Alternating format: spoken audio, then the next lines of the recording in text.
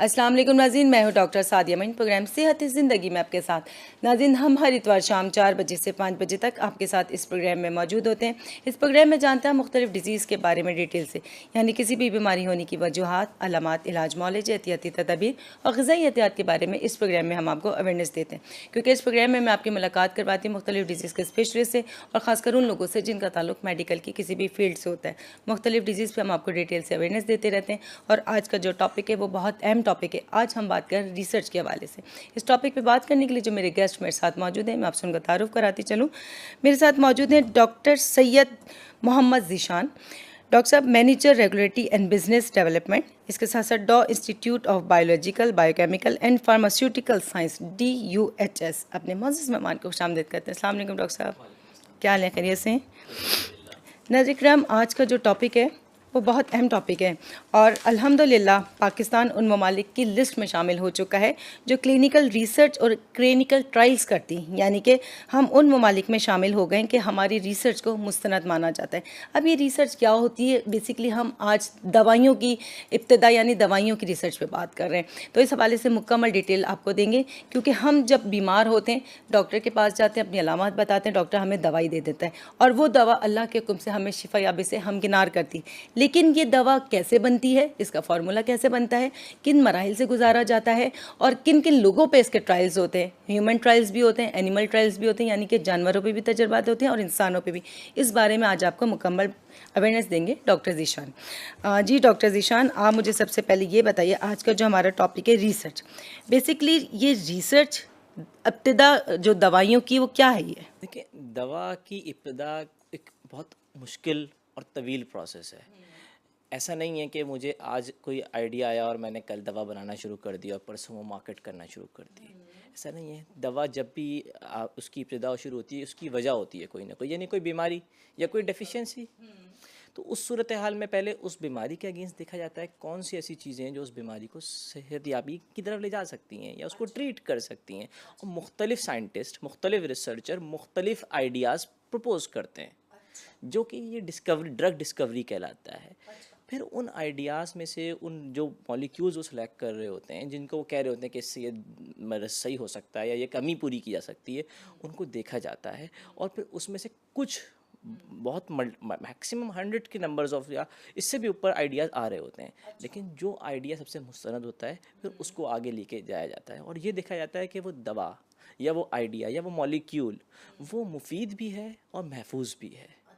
अच्छा अच्छा डॉक्टर साहब, मुझे एक बात बताइए कि जब कोई भी मेडिसिन पहले जैसे बनाई जाएगी, उससे पहले उसका फार्मूला बनाया जाता है, ठीक है? अब ये फार्मूला मेकिंग कौन करता है और फार्मूले में किस किस्म की चीज़ें इस्तेमाल की जाती हैं, पहले ये देखिए, बताएं। ये किसी एक फ़र्द वाहिद का काम नहीं है। हो सकता है कि एक कॉज के अगेंस्ट मैंने प्रपोज़ किया या आपने प्रपोज़ किया कि ये एक केमिकल है या एक इस तरह का स्ट्रक्चर हो, ये इस दवा को या इस बीमारी को ट्रीट कर सकता है। किसी और ने किसी और मॉलिक्यूल को प्रपोज़ किया हो, तो फिर हमारा काम सिर्फ यहीं तक है। मेरा काम मॉलिक्यूल को प्रपोज करना है, फिर मुझसे आगे कोई और रिसर्चर, क्योंकि वो मेरे मॉलिक्यूल को लेके उसके ऊपर आगे रिसर्च करेगा। हो सकता है वो उसको एनिमल्स पर टेस्ट करे या वो उससे ज़्यादा मुशाबहा करता हुआ कोई, क्योंकि इसमें फिर एक और चीज़ होती है कि नेचुरल इंग्रेडिएंट्स अवेलेबल हैं उस स्ट्रक्चर के या सिंथेटिक इंग्रेडिएंट्स अवेलेबल हैं। ये सिंथेटिक से मतलब कि वो मॉलिक्यूल क्रिएट किए जाएंगे या नेचुरली किसी फूड में, किसी फ्रूट में, किसी वेजिटेबल के अंदर या किसी हर्ब्स में वो अवेलेबल हैं या नहीं है। तो ये आइडेंटिफिकेशन या फिर ये प्रोसेस के अंदर चलता है और सालों इस काम में लग जाते हैं किसी एक मॉलिक्यूल को सिर्फ आइडेंटिफाई करने के लिए कि हाँ ये इस मर्ज़ के लिए महफूज भी है और मुफीद भी है। ठीक है, ठीक है नाज़रीन, आज हम बात कर रहे हैं मेडिसिनल रिसर्च के हवाले से और मेडिसिनल ट्रायल के हवाले से। बेसिकली बात यह कि जब हम किसी डॉक्टर्स के पास जाते हैं, वो दवाई देता है और इस दवाई से हम ठीक हो जाते हैं, तो हम कभी ये नहीं सोचते कि आया वो दवाई बनी कैसे, किन मराहिल से गुजरी, किन प्रोसीजर से गुजरी और किन किन लोगों पे उसको क्लिनिकल ट्रायल किया गया है, कितनी टाइम में उसको रेडी किया गया और फिर उसके बाद वो मार्केट में आई है। जैसे आपको एक मिसाल दूं कि आज ये प्रोग्राम आप देख रहे हैं कि डॉक्टर ज़ीशान और मैं बैठे और हम ऑन स्क्रीन बैठे हैं, लेकिन ये एक पूरा टीम वर्क है। इसके साथ हमारा सेट डिज़ाइनर भी है, हमारे प्रोड्यूसर भी है, डायरेक्टर भी है, उसके साथ कैमरा मैन है और हमारे MCR में बैठे हुए लोग जो कि कोई भी प्रोग्राम लाइव या रिकॉर्ड करते हैं तो जाकर एक प्रोग्राम तैयार होता है टीम की मदद से, तो हम आपके सामने पेश करते हैं। इसी तरह कोई भी दवा बहुत सारे प्रोसीजर से गुजर के तैयार होकर आती है, तो हमें इस बात को भी सोचना चाहिए कि वो लोग कितनी मेहनत से इस काम को करते हैं तो कोशिश करें कि सेल्फ मेडिकेशन से अवॉइड करें, क्योंकि आपकी खुद की मर्जी की दवाई आपके लिए नुकसानदेह हो सकती है। सही बात है ना डॉक्टर साहब? अच्छा डॉक्टर साहब, मुझे एक बात बताएं, क्योंकि हम बात कर रहे हैं कि किसी भी दवा की रिसर्च, अब सबसे पहले रिसर्च का आपने बता दिया कि ये बताएं मुझे कितने मराइल से गुजरती है और इसका क्लिनिकल ट्रायल कैसे होता है? सबसे पहला मरहला जो कहलाता है, क्योंकि इसके फेसेस हैं, मैं उस साथ साथ आपको बताना चाहूँगा। पहला मरहला जो कि फेज़ 0 कहलाता है, इसको हम प्री क्लिनिकल स्टडीज़ भी कहते हैं। इसमें मॉलिक्यूल को एनिमल्स में टेस्ट किया जाता है और एनिमल्स के मुख्तलिफ मॉडल्स होते हैं। इसमें रोडेंट्स भी होते हैं, रैबिट्स होते हैं, मंकीज़ होते हैं, डिफरेंट मॉडल्स होते हैं एनिमल्स के, जिनको आप चेक करते हैं और उसमें ये देखते हैं सेफ्टी एंड एफिकेसी, जो मैंने पहले आपसे बात की कि मुफीद और महफूज, सेफ्टी महफूज, एफिकेसी मुफीद, ये देखते हैं। ये कहलाएगा फेज़ 0। फेज़ 0 इसके बाद अगर मेडिसिन अफेक्टिव भी होती है, यानी मुफीद भी होती है और सेफ़ भी होती है एनिमल्स में, तो फिर उसको मूव किया जाता है ह्यूमन क्लिनिकल ट्रायल्स की तरफ। ह्यूमन क्लिनिकल ट्रायल्स में जो ये कहलाता है फेज़ 1 क्लिनिकल ट्रायल्स।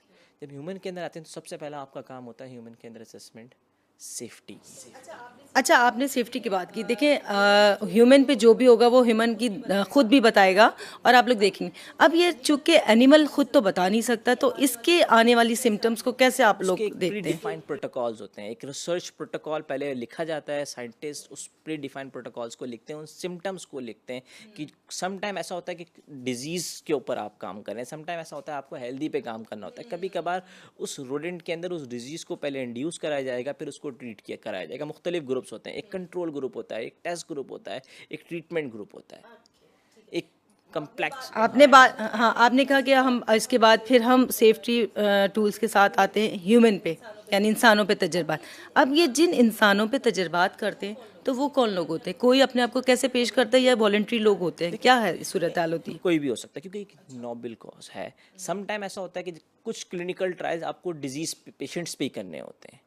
उसके लिए ऐसा भी नहीं है कि मैं बस आपको, अगर मैंने क्लिनिकल ट्रायल में इन्वॉल्व करना है तो मैं आपको फ़ौरन से बगैर बताए ले लूँगा। नहीं, इसका एक प्रोसेस है, इसको हम कहते हैं इन्फॉर्म कंसेंट। आप उस रिसर्च के बारे में पूरी डिटेल उस जिसके को आप देना चाहते हैं, जो उस क्राइटेरिया में आता है कि हाँ ये इस डिज़ीज़ के लिए सूटेबल है और इसकी ये बीमारी इस दवा से सही हो जाएगी या ठीक हो जाएगी, उसको बताया जाता है कि ये एक नई रिसर्च मॉलिक्यूल है जो कि आ रहा है और इसके ऊपर काम करने के फ़ायदे हैं। एक तो आप इंसानियत के लिए काम कर रहे हैं, दूसरा ये कि आपकी बीमारी इससे तंदुरुस्ती मिल सकती है, आपको आप सेहतियाब हो सकते हैं। दूसरा ये पे इस दवा के ऊपर अगर उसका फेज़ 1, अभी तक हमने फेज़ 1 तक बात की, अगर उसका फेज़ 0 हम कर चुके हैं, फिर फेज़ 0 के रिजल्ट्स बताए जाते हैं कि एनिमल्स में इसकी सेफ्टी एंड एफिकेसी इस्टेब्लिश हो चुकी है, यानी ये महफूज भी साबित हो चुका है और मुफीद भी साबित हो चुका है। तो अब हम ये करना चाह रहे हैं, क्या आप इसमें पार्टिसिपेट करेंगे? और उसका जो एनवायरनमेंट होता है, जिस एनवायरनमेंट ने उस, क्योंकि जो फेज़ 1 होता है, ऐसा नहीं है कि मैं एक साथ 100 लोगों को या 200 लोगों को मेडिसिन दे दूंगा। नो, फेज़ 1 का नंबर रिस्ट्रिक्ट किया हुआ है फूड एंड ड्रग, एफडीए ने, यूएस एफडीए ने, आईसीएच ने, इंटरनेशनल गाइडलाइंस हैं इसके ऊपर। उन्होंने एक नंबर से कहते हैं कि 2200 पीपल्स 2200 पीपल्स सिर्फ आपके फेज़ 1 में होने चाहिए। कोशिश ये होती है कि इसके अंदर, और फिर उनको कंट्रोल एनवायरनमेंट में रखा जाता है, बहुत इंटेंसिव केयर में रखा जाता है। लेकिन एक बात पहले मुझे बताएं कि जब आप 2200 लोगों को एक ट्रायल पे ले रहे हैं, क्लिनिकल ट्रायल पे, ठीक है, उनकी आपने पहले फिटनेस भी लेनी होती है, उनकी केस टेकिंग भी लेनी होती है, और उनको ड्यूरिंग द ट्रायल आप लोग पूरे मतलब प्रोटोकॉल में रखते हैं ताकि वो अगर कुछ दवाई खा लें, कोई ऐसी चीज़ खा लें कि बजाय इफेक्ट के साइड इफेक्ट डबल कंट्रोल होती है, उनका फूड कंट्रोल होगा, उनका हर टाइम के बाद एक टाइम इंटरवल होता है, इसको हम कहते हैं पीरियोडिक शेड्यूलिंग कहा जाता है। उसके ऊपर उनका चेकअप असेसमेंट होता है, हर एक पार्टिसिपेंट के साथ, क्लिनिकल ट्रायल के सब्जेक्ट के साथ डॉक्टर अवेलेबल होता है, नर्सेज अवेलेबल होती हैं, वेल ट्रेन टीम अवेलेबल होती है, एमरजेंसी की तमाम सहूलियात उस वक्त मैसर की जाती हैं ताकि कोई भी सिचुएशन अगर हो तो उसको उस वक्त टैकल किया जा सके। और पहले से तमाम चीज़ें जो आप एक्सपेक्ट कर रहे होते हैं उसकी चीज़ें की जाती हैं। और सिर्फ 20 से लेके जो 100 लोगों के दरमियान ये काम आपने कोई भी नंबर, क्योंकि पॉपुलेशन के हिसाब से ये नंबर निकल कर आता है, इसको सैम्पल साइज कैलकुलेशन भी कहा जाता है। तो फिर उनके ऊपर काम करते हैं और फिर उनकी सर्विलेंस करते हैं। ऐसा नहीं है कि बस मैंने आपको अगर दवा दे दी और आपसे जो है उसको 6 घंटे के तक उसका मैंने असर देखना था, फॉर एग्जांपल पेन किलर है तो पेन रिलीफ हो गया और मैंने आपको जाने दिया। नो, मैं आपका फॉलो अप अगले 1 साल तक करूँगा। और इस दौरान अगर फीमेल पार्टिसिपेंट है वो प्रेग्नेंट भी अगर हो जाती है तो उस प्रेगनेंसी की जब तक बर्थ नहीं हो जाएगी तो भी जो इन्वेस्टिगेटर है उसकी ये जिम्मेदारी है वो असेस करे कहीं ऐसा तो नहीं कि कोई बर्थ डिफेक्ट आ रहे हो। तो ऐसा नहीं है कि जो है ना तजुर्बा कर लिया जाता है, वो बहुत वेल कंट्रोल्ड स्टडीज़ होती हैं और उसमें एक मरीज़ को नॉर्मल रूटीन ट्रीटमेंट से बहुत बेहतर अंदाज में बहुत इंटेंसिव केयर ट्रीटमेंट दिया जाता है। अच्छा, आपने ये 2200 लोगों की बात की। अब इन 2200 लोगों में किस किस उम्र के लोग होते हैं? बच्चे भी होते हैं, बड़े भी होते हैं, यंग्स भी होते हैं, ओल्ड एज भी लोग होते हैं, या देखिए, सब एक ही एज के होते हैं? एक जर्नल ग्रुप होता है initially 18 to 55 years of age. अगर इंडिकेटेड नहीं है, सम टाइम कुछ मेडिकेशन ऐसी होती हैं जो स्पेशली इंडिकेटेड ही अडल्ट्स में है या चाइल्ड्स में है या यंग एज के अंदर है, तो फिर वो उस ग्रुप को उसके हिसाब से डिफाइन किया जाता है। अदरवाइज यूजुअली कोशिश ये होती है कि जो आपकी अच्छी हेल्दी एज है 18 टू 55 ईयर्स ऑफ एज, उसके अंदर वो लोग पार्टिसिपेट करें, क्योंकि उनको कोमॉर्बिडिटीज़ नहीं होती हैं, तो उनको मैनेज करना आसान होता है और प्रॉब्लम नहीं आती है। ऐसा ना हो कि एक बंदा हाइपरटेंसिव है, उसने आपको नहीं बताया और आपने उसको मेडिकेशन लेने के बाद उसको हाइपरटेंशन हुआ है, तो वो तो मेडिकेशन केस से आ जाएगा, ऑल्दो वो पहले से हाइपरटेंसिव है। ओके। अच्छा, एक बात आपने ये की कि हम तो देखें 100% फिट लोगों को जो ट्रायल दे रहे हैं वो एक अलग चीज़ है। क्या जब ये मेडिसन किसी डिजीज़ पेशेंट पे जाएगी, देखिए ना, अगर कोई इन्फेक्शन डिजीज़ की आपने मेडिसन तैयार की, राइट, अगर वो पेशेंट ऑलरेडी डायबिटिक का या हाइपरटेंसिव है या कार्डियक पेशेंट है, उसको वो इन्फेक्शन हो जाता है, तो आप क्या कहते हैं कि वो मेडिसन उस पर असर करेगी, या कितना अच्छा असर करेगी, कितना बुरा? तो ये आप क्लिनिकल ट्रायल लेते हैं या बिल्कुल, नहीं, ये ये भी बताएं। होता है। देखिए, मैंने आपसे कहा ना, कुछ disease like for example cancer है या फॉर एग्ज़ाम्पल लाइक कोविड है। तो ये कोविड, इसका ट्रीटमेंट, अगर हम कोविड का ट्रीटमेंट कर रहे हैं या हम कैंसर का ट्रीटमेंट कर रहे हैं, तो इसमें हम कैंसर पेशेंट्स को लेंगे, उनको इन्फॉर्म करके, उनका इन्फॉर्म कंसेंट साइन लेकर उनसे उनको करेंगे, और फिर उनको जितनी भी कोमॉर्बिडिटीज़ होगी उनके स्पेशलिस्ट को, उनके कंसल्टेंट्स को ऑन बोर्ड किया जाएगा। और ऐसा नहीं है कि आप क्लिनिकल ट्रायल के अंदर हर पेशेंट को भी नहीं ले सकते। आपने एक प्री डिफाइंड क्राइटेरिया सेट किया हुआ होता है, और उस प्री डिफाइंड क्राइटेरिया के अकॉर्डिंगली अगर आपका जो पार्टिसिपेंट है वो मीट कर रहा होता है, कुछ टेस्ट होते हैं, कुछ सर्टेन लेवल्स होते हैं कि अगर कोई डायबिटीज़ है तो उसकी डायबिटीज़ कंट्रोल्ड है कि नहीं है, कोई हाइपरटेंसिव है तो उसकी हाइपरटेंशन, ब्लड प्रेशर कंट्रोल है या नहीं है, या उसको कोई और कोमॉर्बिडिटी है, अगर उसके अंदर जो है आर्थरोस्क्लेरोसिस है उसको, या उसको जॉइंट पेन है, तो वो कंट्रोल्ड है या अनकंट्रोल्ड है। तो तमाम चीज़ों को देखते हुए, तमाम कोमॉर्बिडिटीज़ को देखते हुए क्राइटेरिया होता है। अगर वो क्राइटेरिया को मीट कर रहा होगा, स्क्रीनिंग को पास करेगा, तो ही उसको क्लिनिकल ट्रायल में इन्वॉल्व किया जाएगा, क्योंकि ह्यूमन लाइफ है, जो पार्टिसिपेंट है उसकी सेफ्टी और health is the top priority. अच्छा, आपने चूंकि बात की कि वॉलंटियरी लोग पेश कर देते हैं अपने को एकदम एज अ नोबल कॉज, ठीक है। अब आपने मुझे एक बात बोली थी अभी, ड्यूरिंग द प्रेगनेंसी अगर किसी खातून को आप ट्रायल पे लेते हैं और इन केस के उसकी बेबी की बर्थ पे कोई असर पड़ जाता है, कोई डिसेबिलिटी आ जाती है, तो फिर इंश्योरेंस के क्या देखिए, मामला एक चीज़ होते हैं? पहले तो ये क्राइटेरिया में ये चीज़ हम रखते हैं, कोई भी क्लिनिकल ट्रायल दुनिया में हो तो प्रेग्नेंट वमेंस को नहीं लिया जाता। लेकिन आप, एक वमेन है, उसने मेडिकेशन ली हुई है, लेकिन वो आफ्टर द मेडिकेशन लेने के बाद एक सर्टेन पीरियड होता है, उसमें अगर उसकी प्रेगनेंसी हो जाए तो हम उसको देख रहे होते हैं, और उसका इंश्योरेंस कवरेज पूरी की पूरी, जो स्टडी इन्वेस्टिगेटर होता है और जो स्पॉन्सर होता है, वो पूरी इंश्योरेंस कवरेज प्रोवाइड कर रहे होते हैं, जिसमें लाइफ इंश्योरेंस भी होती है, हेल्थ केयर इंश्योरेंस भी होती है, और एनी टाइप ऑफ डिसेबिलिटी अगर है तो उसकी तमाम इंश्योरेंस कवरेज दी जाएगी। ठीक है। अच्छा, जो आप जब क्लिनिकल ट्रायल कर रहे हैं किसी मेडिसिन का, 22 पेशेंट, वो आपने फेस पर्सन्स की 1 की बात बात की, हुई है, अभी हम तो फेस 2 पे भी 2200 जाएंगे। फेस 1 की, हाँ ठीक है।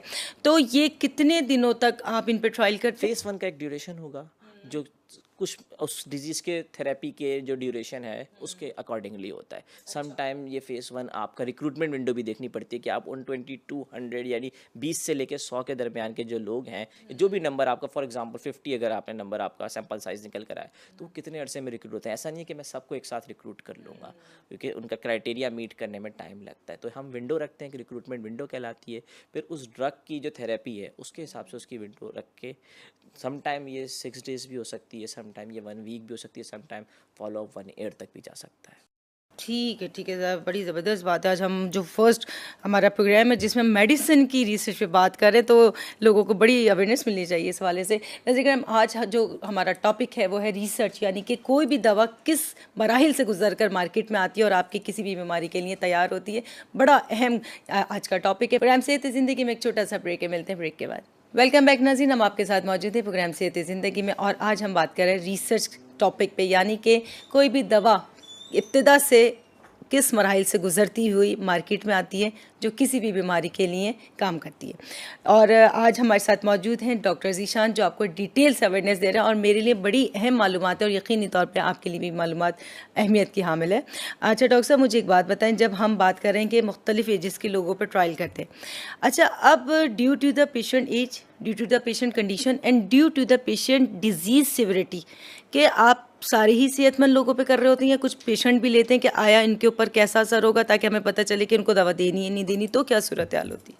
उसके लिए आप फिर कोहोर्ट्स बनाते हैं, डिफरेंट सब ग्रुप्स बनाते हैं। अगर आपने कोई ऐसी स्टडी करनी है जिसमें आपने पेशेंट को भी रखना है, तो आप उसका एक कंट्रोल सेट बनाएंगे जिसमें आप हेल्दी लेंगे। फिर एक, मैंने आपको पहले भी बताया कि उसमें फिर एक ट्रीटमेंट ग्रुप होगा जिसको आप मेडिकेशन दे रहे होंगे। फिर एक ब्लाइंडेड ग्रुप होगा जिसको नहीं पता होगा कि उसको मेडिकेशन दी जा रही है या आपका प्लेसिबो दिया जा रहा है। तो इस तरह से एक स्टडी डिज़ाइन बनता है जिसको हम double blinded, triple blinded, cohort 1, cohort 2 करके कर रहे होते हैं। तो ये स्ट्रेटजीज होती प्लासिबो के रिजल्ट मिलते हैं, पेशेंट को पता चलता है कि डेफिनेटली कुछ हो रहा है मुझ पे। बिल्कुल। देखिए अच्छा। बेसिकली वो प्लेसिबो इसलिए होता है कि जो है ना, जो एक साइकोटिक फैक्टर होता है ना, वो खत्म करने के लिए। बस जैसे कुछ फॉर खाया है। एग्जांपल मैंने अगर मेडिकेशन लिया, मुझे नहीं पता, वो मैं कह रहा हूँ मेरे हेडेक शुरू हो गया, मुझे वॉमिटिंग शुरू हो गई, ये इन चीज़ों को मिनिमाइज करने के लिए, साइकोलॉजिकल इफेक्ट्स हैं ये तो। खत्म करने के आपको तो पता है कि तो प्लासिबो जा रही है। या। ठीक है। अच्छा डॉक्टर साहब, जो मेडिसिन के ट्रायल करते हैं इदारे, वो कौन से इदारे होते हैं? वो इदारे क्लिनिकल ट्रायल यूनिट्स कहलाते हैं, कॉन्ट्रैक्ट रिसर्च ऑर्गेनाइजेशंस कहलाती हैं। अच्छा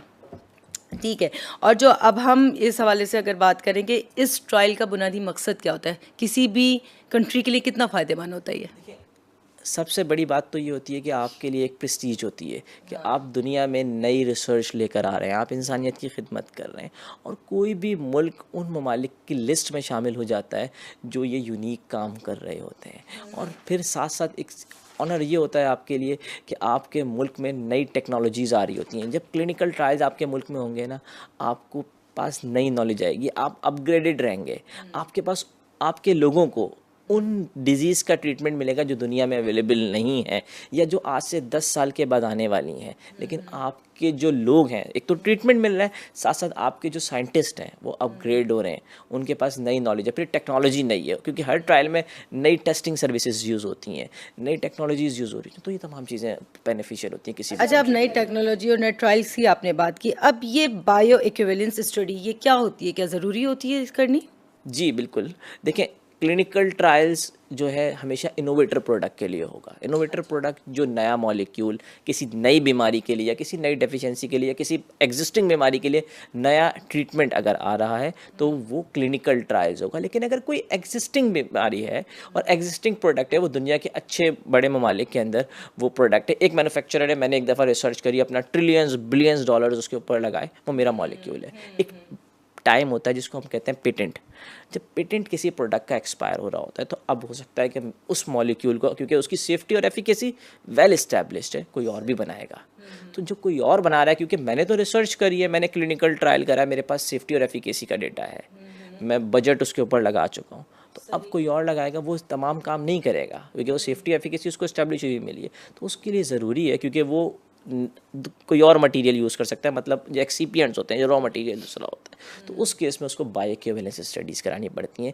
ये क्लिनिकल ट्रायल्स का एक, जिसे कहते हैं, एक तरह का ये भी क्लिनिकल ट्रायल है, लेकिन ये काम फार्माकोकाइनेटिक स्टडीज़ हम इसमें बता रहे होते हैं, ताकि जिस मॉलिक्यूल की सेफ्टी और एफिकेसी ऑलरेडी इस्टेब्लिश है, जो एक इनोवेटर ने बनाया है और जो उसको अब जेनेरिक मैन्युफैक्चरर बना रहा है, तो जेनेरिक के अंदर और इनोवेटर के अंदर कोई डिफरेंस नहीं है। तो ये बायोइक्विवेलेंस स्टडीज। ठीक है नाज़रीन, आज हम बात कर रहे हैं रिसर्च के हवाले से, यानी कि कोई भी दवा इब्तिदा से तैयारी के मराहिल से गुजरती हुई जब तक मार्केट में आती है और आपके किसी भी मर्ज़ के लिए रेडी होती है तो वो बहुत मेहनत से तैयार की जाती है और इन दवाइयों के असरात होते हैं, साइड इफ़ेक्ट्स भी होते हैं और कुछ अच्छे बुरे असरात भी होते हैं। तो लिहाजा ख़ुद किसी भी दवा को जो इस्तेमाल करने से डॉक्टर के मशवरे के अलावा आप अवॉइड कीजिए, क्योंकि सेल्फ मेडिकेशन बहुत ज़्यादा नुकसानदेह होती है। एक आध गोली तो चल सकती है, लेकिन कंटिन्यू आप कभी भी खुद से इलाज ना करें और ख़ासकर इस बात पर तवज्जो दें कि आया आपकी बहन ने, आपकी कज़न्स ने, आपकी दोस्त ने फलां मर्ज़ में दवा खाई थी तो आप भी खा लें, आपको फ़ायदा होगा। इस चीज़ से अवॉइड करें क्योंकि ये अद्वियात नुकसानदेह हो सकती हैं। और डॉक्टर साहब मुझे एक बात बताएं, जब हम ये बात कर रहे हैं कि डिफरेंट एजेस के ट्रायल्स पे, अब बच्चों के लिए उस मेडिसिन की स्ट्रेंथ डिफरेंट होगी, यंग्स पे अलग होगी, ओल्ड एज पे अलग होगी। अब स्ट्रेंथ अलग होने के साथ साथ क्वांटिटी पे कितना असर पड़ता है ये बताएं कि बच्चे को 1 गोली पे होगा, बड़े को 2 गोली पे। देखिए, जो मैंने बात की ना आपको, जो फेस 1 होता है, फेस 1 में एक स्टडीज़ का एक और सब ग्रुप होता है जो कहता है डोज एस्केलेशन स्टडीज़। उसमें आप जो है कोई भी केमिकल है या कोई भी दवा है या कोई भी मेडिसिन है, उसकी एक थेराप्यूटिक विंडो होती है या थेराप्यूटिक इंडेक्स होता है, जिसमें minimum concentration of the drug और maximum concentration of the drug जो है वो कैलकुलेट किया जाता है और फिर उस हर पॉपुलेशन के जो बॉडी वेट होता है उसके हिसाब से उसका थेराप्यूटिक इंडेक्स की कैलकुलेशन होती है। फिर उसके अकॉर्डिंगली बच्चों के लिए डोज सेट होती है, बड़ों के लिए डोज सेट होती है। अच्छा, इन क्लिनिकल ट्रायल्स पे खर्चा कितना आता है, जो एक ओवरऑल लोगों की पूरी, जैसे कहते हैं ना, आइसोलेशन में भी रखना है, आपने प्रोटोकॉल भी देना है और इसी के साथ फॉलोअप में भी रखना है, क्या सूरत हाल होती है? $1 ट्रिलियन एक्सपेंस, क्योंकि फेस 1 है, दैन फिर फेस 2 स्टडीज़ है, दैन फिर फेस 3 स्टडीज़ है। अब जब आपकी ड्रग फेस 1 पास कर लेगी, फेस 2 पास कर, फेस 1 का मैं आपको बता रहा हूँ कि $1 ट्रिलियन लगते हैं। अच्छा। फेस 2 है, फेस 2 पास करेगी। बहुत सारी ड्रग्स तो ऐसी होती हैं, जब आप रिसर्च करना शुरू करते हैं तो कुछ बहुत सारे मॉलिक्यूल्स, मतलब 70% मॉलिक्यूल, रिसर्च ये कहती है 70% मॉलिक्यूल फेस 1 में ड्रॉप कर दिए जाते हैं। अच्छा, किसी की फेल हो जाते किसी हैं। की एफिकेसी नहीं है, समटाइम किसी की एफिकेसी है तो उसकी सेफ्टी पे कोई क्वेश्चन मार्क है तो वो ड्रॉप हो जाते हैं। 30% मॉलिक्यूल ऐसे हैं जो फेस 2 में जाते हैं, दैन फिर फेस 2 से फेस 3 में, and after the face 3 you can market the product. तो जो फेस 3 का स्टेप है, यहाँ तक यू हैव टू इन्वेस्ट। अच्छा, चले, आपकी इस बात से एक बात मेरे जहन में आई, बल्कि याद आई एक बात कि क्योंकि देखिए सोशल मीडिया का दौर है, ज़रा सी भी कोई बात होती है फ़ौरन लोगों में अवेयरनेस आ जाती है, न्यूज़ आ जाती हैं कि कभी किसी भी मेडिसिन का जैसे आया कि बैच में डिस्टर्बेंस हो गई है, कुछ मॉलिक्यूल्स कम या ज़्यादा हो गए और इसको अवॉइड किया जाए इस्तेमाल करने से, तो क्या होता है इस वजह से? ये तो एक रूटीन रेगुलेटरी प्रोसेस है। ये क्योंकि ये तो ट्रायल होने के बाद की, जब आपने फेज 3 के बाद अपनी प्रोडक्ट मार्केट कर दी, उसके बाद भी जब कोई भी फार्मास्यूटिकल प्रोडक्ट है या बायोलॉजिकल प्रोडक्ट है, वो मार्केट में आने से पहले उसकी टेस्टिंग होती है, हर बैच की। उसको क्वालिटी कंट्रोल टेस्टिंग कहा जाता है। और अगर किसी प्रोडक्ट में किसी तरह की इस तरह की कोई ऑब्जर्वेशन डेफिनेटली आती हैं, ह्यूमन एरर्स कहीं ना कहीं आ जाते हैं, तो उसको रिकॉल किया जाता है। Drug regulatory authority of Pakistan इसके ऊपर बहुत एक्सटेंसिवली वर्क कर रही है। उसको प्रोडक्ट को पूरा रिकॉल किया जाएगा, उसका बैच, जिस साइज़ का बैच बना है उसको रिकनसाइल किया जाएगा कि इसकी कितनी क्वांटिटी बनी थी और वापस जो रिटर्न क्वांटिटी आई है वो कितनी आई है, और अगर कोई गैप है तो वो कहाँ है, क्या किसी पेशेंट को दिया गया है, तो फिर उसको इन्वेस्टिगेट किया जाए। आपकी इस बात से एक सवाल मेरे जहन में है डॉक्टर साहब कि जो आपने कहा मेडिसिन की आप ट्रायल कर रहे हैं, ठीक है, अब वो ये बात कैसे पता चलती है कि ये जो आप मेडिसिन क्लिनिकल ट्रायल पे दी हुई है, पेशेंट किसी और मेडिसिन मतलब डिजीज़ का शिकार है तो आपस में रिएक्ट तो नहीं करेंगी, या कोई और दवा साथ में ले ली तो रिएक्ट नहीं करेंगी, ये इसको किस तरीके से मैनेज करते हैं? जैसे मैंने आपसे कहा ना, कंट्रोल काम होता है। तो जो प्रोटोकॉल डिज़ाइन होता है उस वक्त ये चीज़ें देख ली जाती हैं कि कॉन्कोमिटेंट मेडिसिन कौन इंटरैक्ट तो नहीं कर रही, और अगर कोई इंटरैक्शन एग्जिस्ट कर रहा होता है तो फिर वो अवॉइड की जाती हैं उस पर्टिकुलर ड्यूरेशन के लिए। कि अगर फॉर एग्जांपल किसी मेडिसिन का किसी दूसरी मेडिसिन का इंटरैक्शन है, तो फिर आपको क्लिनिकल ट्रायल के उस ड्यूरेशन के दौरान वो ड्रग स्टॉप करानी पड़ती है। ओके, ठीक है। तो डॉक्टर साहब, क्या हम जो अपने पाकिस्तान में इंटरनेशनल लेवल के क्लिनिकल ट्रायल कर सकते हैं? डेफिनेटली हम कर रहे हैं ना, कर नहीं सकते, कर रहे हैं। अल्हम्दुलिल्लाह पाकिस्तान अब उन ममालिक में शामिल हो चुका है जहाँ पे इंटरनेशनल लेवल के clinical trial, multi centre clinical trial हो रहे हैं। और सिर्फ एक इदारे नहीं कर रहे, बहुत सारे इदारे ऐसे हैं इस वक्त कराची में स्पेशली, और कराची से बाहर भी more than 30 clinical trial site जो कि ड्रैप से अप्रूव्ड हैं, इस वक्त काम कर रही हैं अच्छा अच्छा, जब ट्रायल की बात आ रही है तो क्या कोई भी डॉक्टर या कोई भी हेल्थ केयर प्रोफेशनल ये ट्रायल कर सकता है? हर डॉक्टर, हर हेल्थ केयर प्रोफेशनल नहीं कर सकता। इसके लिए डॉक्टर का होना, हेल्थ फार्मासिस्ट का होना, फिर जो भी हेल्थ केयर प्रोफेशनल इस फील्ड में है उसका वेल ट्रेन होना, जीसीपी सर्टिफाइड होना बहुत ज़रूरी है। कि गुड क्लिनिकल प्रैक्टिसेस वो स्पेशलाइज गाइडलाइंस हैं जिनको फॉलो करना किसी भी क्लिनिकल ट्रायल के लिए ज़रूरी है। तो वेल ट्रेन्ड, वेल स्किल्ड और जीसीपी सर्टिफाइड स्टाफ रिक्वायर्ड होता है। ठीक है नाज़रीन, आज हमारा जो टॉपिक है वो रिसर्च के हवाले से, यानी कि आज हम बता रहे हैं कि कोई भी जब दवा बनने जाती है उसका फार्मूला सा स्टार्ट से लेकर और मार्केट में आने तक किन प्रोसीजर से गुजरती है, किन मराहिल से गुजरती है, मुख्तलिफ लोगों पे, मुख्तलिफ उम्र के लोगों पे ट्रायल किए जाते हैं और इसके साथ साथ मुख्तलिफ एजेस के लोगों पे ट्रायल किए जाते हैं। मुख्तलिफ प्रोसीजर से गुजरने के बाद वो दवा उस बीमारी के लिए तैयार होती है। तो आज का जो टॉपिक है हमारा बड़ा अहम टॉपिक है। इस कोशिश करें कि इससे खुद भी मालूमात हासिल करें और लोगों को भी मालूमात दें, ताकि ये जो हम प्रोग्राम करते हैं, हमारा प्रोग्राम करने का मकसद पूरा हो कि आया हमारे लोगों को 1 घंटे के प्रोग्राम में जितनी ज़्यादा अवेयरनेस मिले हमारे लिए खुशी की बात है। अच्छा डॉक्टर ज़ीशान, आप मुझे ये बताएं कि हम बात कर रहे हैं कि बैनुल-अक़वामी कवानीन के हवाले से अगर क्लिनिकल ट्रायल्स की तो क्या सूरत हाल है? बैनुल-अक़वामी कवानीन, international regulations are well defined.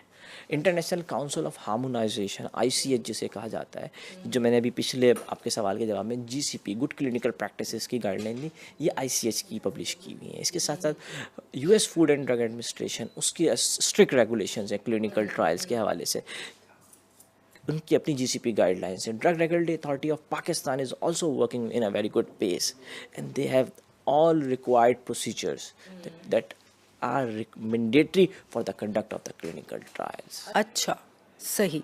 अच्छा, जो हम बात कर रहे हैं कि ये चले बैनुल-अक़वामी कवानीन की बात होगी, जब बुनियादी तौर पर ट्रायल शुरू किए जाते हैं तो किस किस्म के इक्विपमेंट्स की ज़रूरत होती है? बेसिक इक्विपमेंट्स में आपके पास टेस्टिंग इक्विपमेंट्स रिक्वायर्ड होते हैं, फिर ICU सेटअप आपके लिए रिक्वायर्ड होता है। अच्छा। क्योंकि आपको इमरजेंसी केयर भी देनी है, आपको ब्लड टेस्टिंग सैंपल्स के लिए टोटल लैब ऑटोमेशन रिक्वायर्ड होती है, आपको LCMS रिक्वायर्ड होता है, मास स्पेक्ट्रोमेट्री रिक्वायर्ड है, HPLC high performance liquid chromatography equipments required है। इसके अलावा साइंस एक जिसे कहते हैं ना अनलिमिटेड है, बट मिनिमम इक्विपमेंट्स आप होते हैं हों अगर आपके पास तो आप ये कर सकते हैं और फिर आप आउटसोर्स भी कर सकते हैं टेस्टिंग को।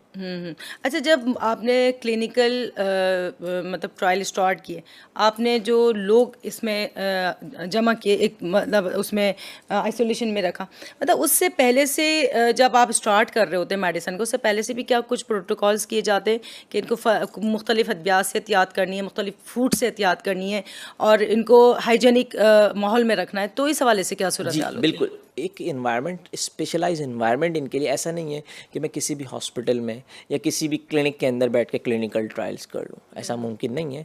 क्लिनिकल ट्रायल्स के लिए स्पेशलाइज क्लिनिकल ट्रायल यूनिट्स होते हैं, कॉन्ट्रैक्ट रिसर्च ऑर्गेनाइजेशंस होती हैं जिनके पास वो तमाम फैसिलिटीज़ होती हैं, जहाँ पे जिसमें आपकी इमरजेंसी केयर भी शामिल है, आपकी सैनिटरी कंडीशन सिचुएशंस भी, हाइजेनिक सिचुएशंस, तमाम चीज़ें आपकी वेल मैनेज होनी चाहिए, वेल डिफाइन है।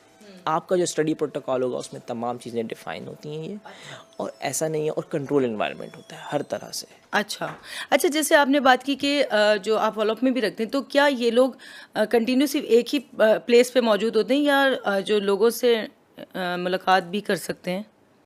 आप एक क्रिटिकल विंडो होती है, यानी जिसमें आपकी जो आपने मेडिसिन दी उसका एक्सक्रीशन टाइम जब तक नहीं होता, वो आपने उसको अंडर ऑब्जर्वेशन रखना होता है। After the observation he can go anywhere, but he will remain in contact with us. हमारे पास उसकी तमाम डिटेल्स होती हैं। Every week as per the protocol जो भी उसका स्टडी फॉलोअप करेंगे, उसका फिजिकल फॉलोअप भी होता है, समटाइम टेलीफोनिक फॉलोअप भी होता है, ताकि उसकी हेल्थ असेसमेंट कंटिन्यूसली की जा सके एज पर हिज और हर कन्वीनियंस। ठीक है नाज़रीन, आज हम बात करें रिसर्च के हवाले से, और मेरी कोशिश है, और डॉक्टर ज़ीशान जितनी मालूमात हमें दे रहा है, मेरी कोशिश है कि हम आपको पहुँचाएँ ताकि आपके लिए ये मालूमात नहीं हो कि आया कोई भी दवा कितने मराइल से गुजर कर आपकी किसी भी बीमारी में काम आती है। प्रोग्राम सेहत ज़िंदगी में एक छोटा सा ब्रेक के मिलते हैं, ब्रेक के बाद। वेलकम बैक नाज़रीन, हम आपके साथ मौजूद है प्रोग्राम सेहत ज़िंदगी में, और आज हमारे साथ मौजूद हैं डॉक्टर ज़ीशान, और आज हम बात कर रहे हैं रिसर्च के हवाले से। अच्छा डॉक्टर साहब, चूँकि दवा की इब्तिदा से हमने बात की, आपने कहा फेस होता है 1, 2, 3, 4, अब ये 1 के बाद जो 2 और 3 फेजेस क्या होते हैं उसको ज़रा थोड़ा सा बताएं। फेस 1 में आपने सेफ्टी इस्टेब्लिश करनी है, सेफ्टी और efficacy up to some extent. Once the safety efficacy has been establish, आपको ये पता चल चुका है कि ये 20 लोगों में या 40 लोगों में या 50 लोगों में या 100 लोगों में ये दवा सेफ भी और एफिकेशियस भी है, तो आप Okay. उसको आगे बढ़ाते हैं। अच्छा। आप फेज़ 2 में चले जाते हैं। फेज़ 2 में आपका सैंपल साइज बढ़ जाता है। अच्छा। अब आपको जो है 200 से लेकर 1000 के दरमियान आप लोग रिक्रूट कर सकते हैं, 1000? कोई भी सैंपल साइज उसमें Okay. हो सकता है। देन फिर जब फेज़ 2 आपका पास हो जाएगा, फिर आप फेज़ 3 में जाएंगे। अच्छा, अब आपको फेज़ 3 में थाउजेंड्स ऑफ पीपल्स, समटाइम कैसे मैनेज होते हैं थाउजेंड्स ऑफ पीपल? उसके लिए फिर multi centre clinical trials execute किए जाते हैं। Okay. और उसमें ये नहीं होता कि सिर्फ एक कंट्री में या एक सिटी में ये काम हो रहा हो, फिर दुनिया के मुख्तलिफ ममालिक में मुख्तलिफ रीजन्स के ऊपर जाके ये, क्योंकि अब आपको जो डेटा चाहिए, क्योंकि फेज 3 इज बेसिकली, क्योंकि जब हम एक शहरों की बात कर रहे हैं, डिफरेंट शहरों में, विलेजेस में क्या सूरत हाल होती क्योंकि आपकी फिजिक जो है ना वो भी डिफरेंट है। है? बिल्कुल ऐसे ही है। तो आपने ये भी असेस करना होता है कि हो सकता है अफ्रीकन के ऊपर उसके रिजल्ट्स कुछ और हों, या कोई एक ऐसा सिम्टम आ रहा हो, या कोई एक ऐसा एडवर्स इवेंट आ रहा हो जो कि लीथल हो सकता है, और यूरोपियंस पे, इजिप्शियंस पे, एशियंस के ऊपर वो डिफरेंट आ रहे हो। तो आप जब फेज़ 3 करते हैं तो आप मल्टी सेंटर क्लिनिकल ट्रायल कर रहे होते हैं, जिसमें आपको मुख्तलिफ रीजन, लेकिन जो प्रोटोकॉल है वो अक्रॉस द ग्लोब अच्छा, सेम रहेगा। जो आपने सेफ्टी देनी है, जो कंट्रोल एनवायरनमेंट देना है, सबको सेम जो दिया जाएगा। ट्रेनिंग देनी है, हाँ। जो डेटाबेस यूज करना है, it will remain same everywhere. अच्छा, ओके। इसके साथ ये बताएं कि जो टीम वर्क मिलके जैसे बताए कोई भी काम किया जा रहा होता है, जो इसको ऑब्जर्व कर रहे हैं, ऑब्जर्वेशंस में रखा हुआ लोगों, तो उनको जो मतलब उनको खुद पहले से क्या स्टडी, क्या नॉलेज होती है जो इस हवाले से सबको ट्रेन करते हैं? They all are health care professionals. उनके पास कोई ना कोई मेडिसिन की डिग्री होनी ज़रूरी है। फिर they need to be GCP certified, and they has to be trained on the study protocol before the execution of every study. If a person will meet the criteria, एक predefined criteria होता है, उसका test होता है, उसकी training होगी, अगर वो उसको पास करता है तो ही उसको उस ट्रायल का हिस्सा बनाया जाता है पार्टिसिपेंट्स की ऑब्जर्वेशन के लिए।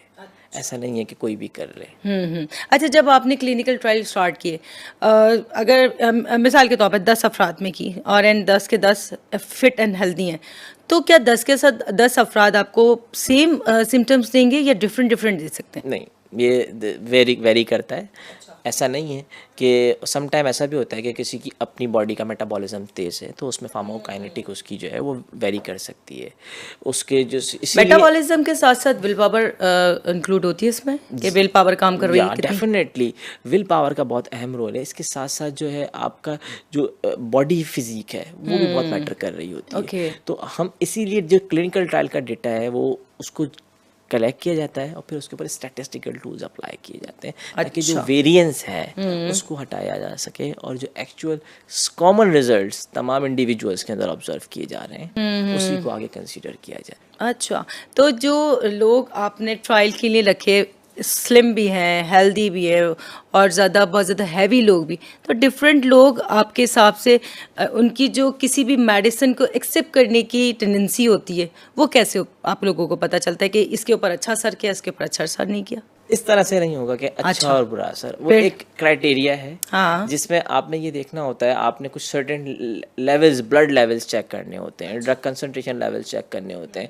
उसका पेन अगर है, मैं एग्जांपल अगर आपको दूं बिल्कुल आसानी से, तो पेन लेवल कितना रिलीव हुआ, उसके स्केल्स हैं दुनिया में प्री डिफाइन, तो उसके अकॉर्डिंगली उसको असेस करा जा रहा हो। अच्छा, हमने फर्स्ट, सेकंड, थर्ड की बात कर ली, अब ये फोर्थ फेज क्या होता है और फोर्थ फेज में होता क्या है? देखिए, प्रोडक्ट मैंने मार्केट कर दी, फेज़ 3 कंप्लीट हुआ, मैंने एप्लीकेशन सबमिट करी किसी भी रेगुलेटरी अथॉरिटी में, अगर पाकिस्तान में तो drug regulatory authority of Pakistan, US में तो US FDA या any other stringent regulatory authority, submit करने उन्होंने अप्रूवल ग्रांट कर दिया। अप्रूवल वो भी असेस करते हैं कि ये स्टडीज़ जो हुई हैं या कि ये मुस्तनद हैं या नहीं है। अच्छा। उसकी बुनियाद पर फिर आपको ड्रग का अप्रूवल दिया जाता है कि now you can market the product. इसके बाद फेसेस ख़त्म नहीं होते या स्टडी ख़त्म नहीं होती। फेज़ 4 जो कि पोस्ट मार्केटिंग सर्विलियंस कहलाता है, ओके, वो कंटिन्यू रहता है। सही। जिसके अंदर जो आप लोग अक्सर ऑब्जर्व करते हैं ना, 1 in 10,000 कोई AE आ गया कि 100,000 में से किसी एक को जो है एलर्जी है, तो ये चीज़ें ऑब्जर्वेशन कहाँ से आती है, फेज़ 4 में आती है, जिसको पोस्ट मार्केटिंग सर्विलेंस और फार्माकोविजिलेंस कहते हैं। सम टाइम किसी भी डिजीज़ की या किसी भी मेडिसिन की रीपर्पसिंग भी इंक्लूड होती है। फॉर एग्जांपल अगर कोई मेडिकेशन है वो एक पर्टिकुलर इंडिकेशन के लिए उसके फेज़ 3 हुए, उसको मार्केट किया गया, लेकिन जब वो फेज़ 4 में गई, ज़्यादा पॉपुलेशन में गई, लार्जर पॉपुलेशन में गई, तो उसके नई इंडिकेशन सामने आ जाती हैं। तो फिर उसके ऊपर again repurposing of the consideration है। तो ऐसा नहीं है कि क्लिनिकल ट्रायल या कि रिसर्च मेडिसिन जो मैं एक पैराडॉल लेता हूँ 1 रुपए की, उसके ऊपर काम बहुत तगड़ा होता है। सही बात है। अच्छा डॉक्टर साहब एक बात बताएं कि जो स्लीपिंग पिल्स होती है जो लोग अमूमन नींद के लिए गोलियां खाते हैं, अब कुछ लोग जो खाते ही सो जाते हैं, कुछ लोग खाने के बाद भी 4 घंटे जागते हैं, तो क्या नुकसान होता है उस चीज़ का? Depends on their metabolism. नहीं अच्छा, तो उनकी उससे नुकसान नहीं सर्कुलेशन होता? में, उनकी सर्कुलेशन में सम टाइम ऐसा होता है कुछ का मेटाबॉलिज्म स्लो है, अच्छा। तो सर्कुलेशन में देर से ड्रग कंसंट्रेशन आई, फिर साइट ऑफ एक्शन पे देर से पहुंची। और सम टाइम ऐसा होता है कि कुछ लोगों का मेटाबॉलिज्म तेज़ है, तो वो उनकी जनरल सर्कुलेशन में जल्दी ब्लड प्रोडक्ट आएगी, मेडिसिन आएगी और फिर साइट ऑफ एक्शन पे जल्दी पहुंचेगी। तो डिपेंड करता है। अच्छा, जो आपने फेज़ 4 की बात की कि जब आपने कोई भी मेडिसिन्स फार्मेसीज को भेज दी, जनाब उसके बाद हॉस्पिटल्स में भी जा रही है, डॉक्टर्स प्रिस्क्रिप्शंस में भी लिख रहे हैं, तो आप लोगों को जो फीडबैक सर्वे होता है उसमें कैसे पता चलता है कि आया ये दवा लोगों के लिए फ़ायदेमंद हो रही है या मज़ीद नुकसान का बाइस है? फार्माकोविजिलेंस एक सिस्टम है जो इस्टेब्लिश किया गया है पाकिस्तान में, अल्हम्दुलिल्लाह वो भी इस्टेब्लिश हो गया है, जिसमें जो हेल्थ केयर प्रोफेशनल्स हैं, डॉक्टर्स हैं, for example you prescribe me some drug, मुझे कोई उससे एलर्जी होती है, मैं आपके पास जाता हूँ। पहले ये सिस्टम हमारे यहाँ नहीं थे, हम रिपोर्ट नहीं करते थे, इसीलिए अब ये चीज़ हम अवेयरनेस, या हमारा काम यही है जो हम आज यहाँ हमारा बात करें, लोगों तक ये चीज़ पहुँचाएं कि अगर आपको किसी मेडिकेशन के लेने से वाकई में कोई ऐसा सिम्टम है जो आप अनयूजुअल है और आप फील करते हैं कि ये मुझे ये मेडिकेशन लेते ही हुआ है, तो ये हमारी जिम्मेदारी भी है, मेरी भी है, आपकी भी है और तमाम सुनने वालों की भी है कि हम बताएं अपने हेल्थ केयर प्रोफेशनल को, अपने कंसल्टेंट को, अपने डॉक्टर को कि मुझे ये मेडिकेशन लेने के बाद, और फिर उसके बाद उसकी जिम्मेदारी शुरू होती है कि वो उसको रेगुलेटरी अथॉरिटीज़ को इन्फॉर्म करे। फिर रेगुलेटरी अथॉरिटीज़ का काम शुरू होता है कि वो असेस करे कि आया कि ये एक के अंदर ये सिम्टम आया है या ये मल्टीपल जगहों पे ये सिम्टम आ रहा है। अच्छा। और ये ग्लोबली ये सारी चीज़ें जमा होती हैं। तो काफी जिसको अपसाला मॉनिटरिंग सिस्टम कहा जाता है। हाँ, एक बड़ा प्रॉपर सिस्टम के बाद फिर ये चीज़ उस मेडिकेशन के अंदर जो उसकी प्रिस्क्राइबिंग इन्फॉर्मेशन होती है, जो पेशेंट इन्फॉर्मेशन लीफलेट होती है, उसमें शामिल कर दी जाती है कि इससे ये भी हो सकता है, तो आपने इसकी केयर। अच्छा, जो आपने कहा कि जैसे फॉर एग्जांपल एक मेडिसिन की आपने ट्रायल कर ली, कितने भी टाइम उसको लगा, अब आपने किसी सेकंड मेडिसिन का ट्रायल करना है तो क्या वही लोग होंगे या डिफरेंट लोगों को आप लेके आएंगे? ऐसा नहीं है। एक दफ़ा अगर कोई किसी एक क्लिनिकल ट्रायल में पार्टिसिपेट कर चुका होता है तो वो नेक्स्ट 2 ईयर्स तक या नेक्स्ट 1 ईयर तक अच्छा किसी दूसरी स्टडी का, क्योंकि 1 साल तक तो उसने फॉलो अप पे रहना है या 2 साल तक तो उसने फॉलो अप पे रहना है, तो उसके बाद वो हिस्सा ले सकता है। लेकिन यूजुअली हम रिकमेंड करते हैं कि थोड़ा गैप लें, उसके बाद फिर अगर किसी ने पार्टिसिपेशन करनी है वॉलंटरीली, क्योंकि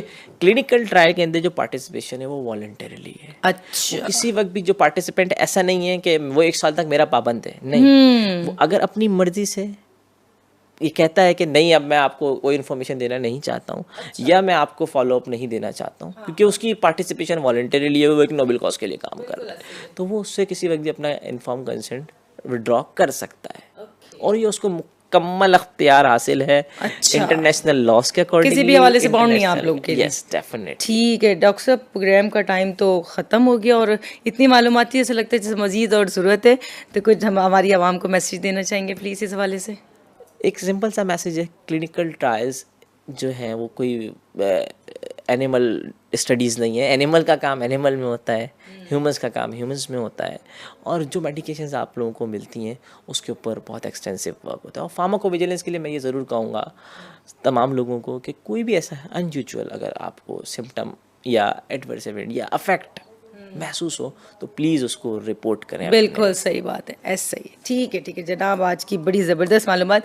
नज़र आज का जो प्रोग्राम था वो रिसर्च के हवाले से था, यानी कि कोई भी दवा इब्तिदा से अपनी जो तैयारी के मराहिल तक पहुँचते और जिस तरीके से डॉक्टर साहब ने हमें मालूमात दी है कि कोई भी दवा कितने मराहिल से गुजर कर तैयार होती है, तो कोशिश करें जब भी आपको कोई तकलीफ़ होती है तो प्लीज़ डॉक्टर से कंसल्ट करें ताकि वो आपको सही मेडिसिन दें।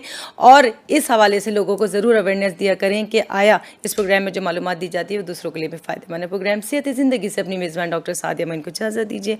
अल्लाह ने चाहा ज़िंदगी रही फिर मुलाकात होगी। अल्लाह हाफ़िज़।